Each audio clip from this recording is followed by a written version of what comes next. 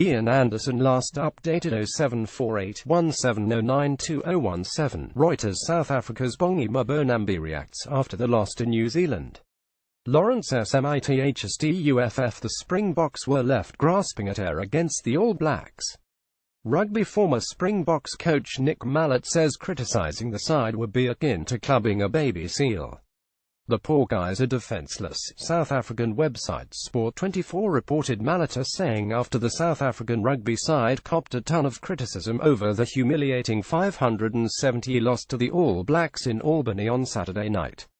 Former Springbok captain Jean de Villiers felt South African rugby has reached a lower point than last year, while former lock Cobus Wiese said on Twitter that my heart bleeds for the Bok jersey, for every player who ever played in the jersey. Former World Cup winning Springbok Bob Skinstead also felt the jersey may have been tarnished by a woeful performance. Read more. All Blacks demolish Boks. How All Blacks raided in rout. Barrett back to best in romp. Reason abs were forked. Lightning Hansen. Lord Springbok shut out Smith. Abs still need to improve. Him not a kind of ex-player who goes and picks on individuals for performances, Skinstead said on Sky Sports. But there are a couple of guys there who could take the jersey back into the change room and say, did I do it the justice that it deserves? De Villiers said the visitors were outplayed in every single department. We all thought last year losing to New Zealand by 42 points was a low point, and we didn't think it could get worse. It did today. It is very difficult to find something positive to say about this game, De Villiers told SuperSport. Mallett didn't hold back.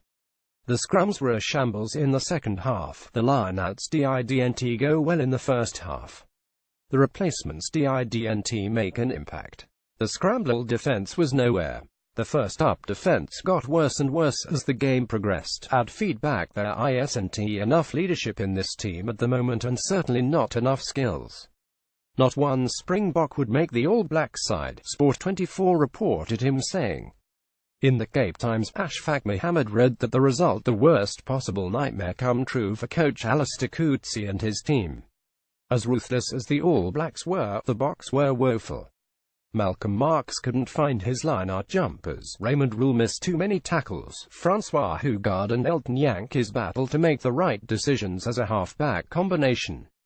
Time and again they would make their way into the New Zealand half, and even the 22, but then a lost ball in contact, a knock-on, or a loose pass would turn the ball over. Writing for Sport24, Rob Howing said the match was pitifully one-sided, especially after the first quarter, that the All Black coaching panel almost had sorrowful rather than gleeful looks on the faces at the final whistle, knowing that the once premier bilateral rivalry simply is no longer that in the professional era.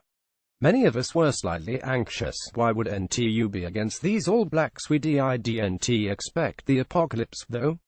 Progress in 2017 it has been violently halted, and this sobering result is bound to leave a few mental scars in its wake. Skinstead believes the Boks need to play a smarter brand of rugby. South Africa, I think, need to rewind a little bit and say, have we got smart people playing rugby here, or are we just big oafs that are going to smash the ball up? My heart bleeds for the Bok jersey, for every player who ever played in the jersey. Cobus Wiese at 4. Cobus was September 16, 2017. Even more concerning is the fact that our coaching staff are giving the public all the excuses for our performance, instead of the truth. Cobus Wiese at 4. Cobus was September 16, 2017.